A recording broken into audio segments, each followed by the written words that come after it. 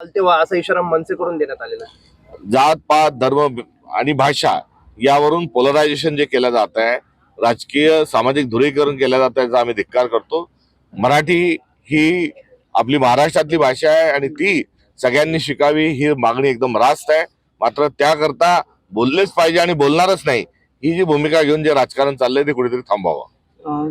राज ठाकरे होते आणि MPSC चे विद्यार्थी वगैरे पण त्यांचा समस्या घेऊन गेले होते. अन्न व औषध विभागाचा पेपर हा फुटलेला होता, त्या संदर्भात बैठकी आज राज ठाकरे यांनी त्या विद्यार्थ्यांनी पेपर वारंवार फुटतात आहे आणि पेपर फुटीचा जो प्रश्न आहे तो प्रश्न घेऊन काँग्रेस मैदानात उतरलेली आहे.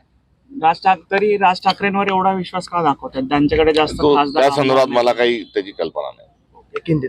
दिल्लीकडे जाते, यामुळे शेतकऱ्यांनी कुठेतरी बाजारभाव घसरण्याची भीती व्यक्त केलेली आहे. शेतकरी कुठेतरी आक्रमक होत आहेत.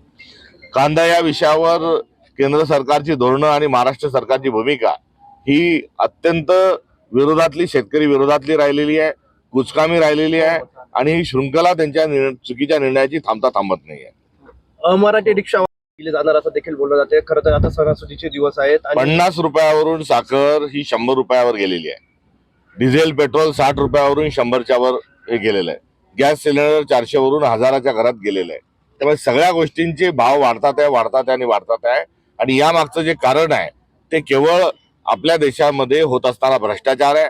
नरेंद्र मोदी हे मुठभर स्वतःच्या व्यापाऱ्यांचं चांगलं करण्याच्या अनुषंगाने जे धोरणं ठरवतात आहे त्याचाच हा असणारा एकंदरीत परिपाक आहे. आणि मोदी सरकारच्या एकंदरीत 12 वर्षामध्ये आता साखरी कडू झालेली आहे असं म्हटलं चुकीचं ठरणार नाही.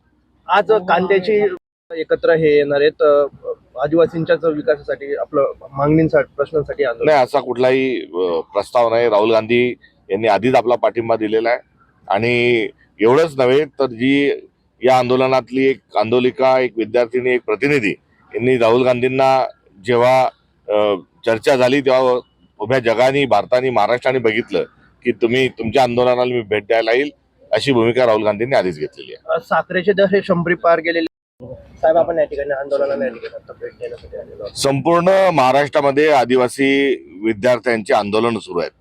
ज्या ठिकाणी विभागीय आदिवासी कार्यालय, विभागीय आयुक्त कार्यालय या ठिकाणी या लक्षवेधी अशा स्वरूपाच्या मागण्यांच्या अनुषंगानं आदिवासी विद्यार्थी बसलेले आहेत. त्यांच्या मागण्या अत्यंत रास्त आहेत. सरकारने त्या संदर्भात तातडीने निर्णय घेणं आवश्यक आहे आणि यासोबतच गत 2 वर्षामध्ये आदिवासी वसतिगृहांमध्ये राहणाऱ्या 584 विद्यार्थी आणि विद्यार्थ्यांचे मृत्यू झालेले आहे. ही अत्यंत गंभीर बाब आहे आणि ही एवढे मृत्यू का झाले असतील आणि गलतान कारभाराचा जेव्हा मागोवा घेतला तेव्हा मोठ्या प्रमाणावर भ्रष्टाचार होत आहे. सुविधांच्या अनुषंगाने भ्रष्टाचार होत आहे. अन्न जे आहे ते शिजवून व्यवस्थित दिल्या जात नाही अशा स्वरूपाच्याही तक्रारी आहेत आणि या सर्व मागण्यांच्या सोबतच विद्यार्थ्यांच्या मूलभूत स्वरूपाच्या शैक्षणिक काही समस्या आहेत, ज्यामध्ये वयोमर्यादा हॉस्टेलमध्ये राहणाऱ्यांची काढून घ्यावी ही देखील एक ऐरणीची मागणी त्यामध्ये आहे. राहुल गांधी हे छात्रवृत्तीच्या अनुषंगानं जेव्हा पुण्याला आले होते तेव्हा या संपूर्ण आदिवासी विद्यार्थ्यांच्या आंदोलनाचं प्रतिनिधित्व करणारी एक विद्यार्थिनी जेव्हा बोलली त्यावेळेस राहुल गांधींनी देखील या सगळ्या आंदोलनाला आपलं समर्थन दिलेलंच आहे आणि इतपर आज या आंदोलकांशी चर्चा करत असताना या आंदोलकांच्या सोबत काँग्रेस आहेच हे वेगळ्याने सांगण्याची आवश्यकता नाही. मात्र या मागण्या तातडीने सरकारने त्यांच्या स्वीकारल्या पाहिजे.